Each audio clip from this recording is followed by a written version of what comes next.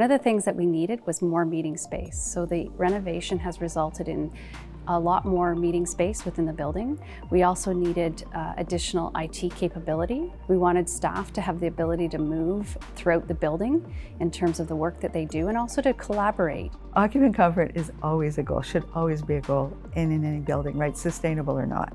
So it did not drive the sustainability, but it was definitely on our list.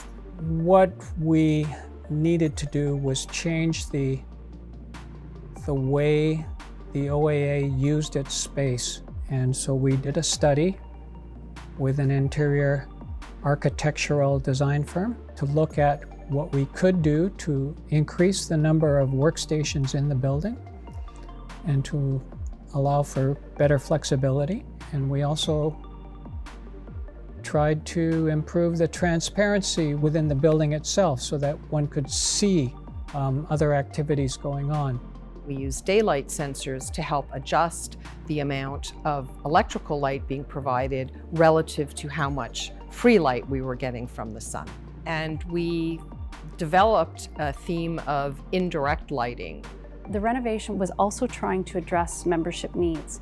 And we have a lot of committees. A lot of the work that we do is through committee work, and we rely on volunteers to participate in those committees. However, it means travel time, it means time away from the office, and so through the advent of Zoom and video conferencing and virtual participation in meetings, that has allowed a lot greater participation in terms of our membership, so they don't have to come to the building. So that led us to this new layout where we have open plan around the perimeter, where every workstation is against a window. There's only 3 or 4 private offices.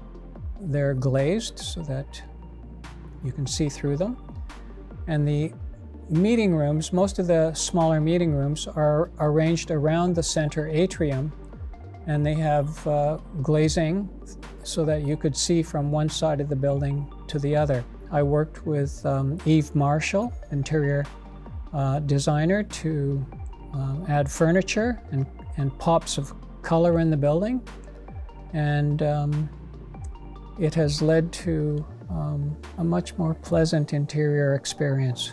Through the renovation, we've doubled our meeting room capacity and also created a very large open cafe space that is used for not only lunches but also large meetings and seminars. I'll just mention the atrium itself, which was a previously underused space, and it has now become not only the physical center of the building, but the functional center of the building. It's the cafeteria, the coffee shop, it's a main meeting hub, it's beside the reception, so it is now a well-used common space in the building.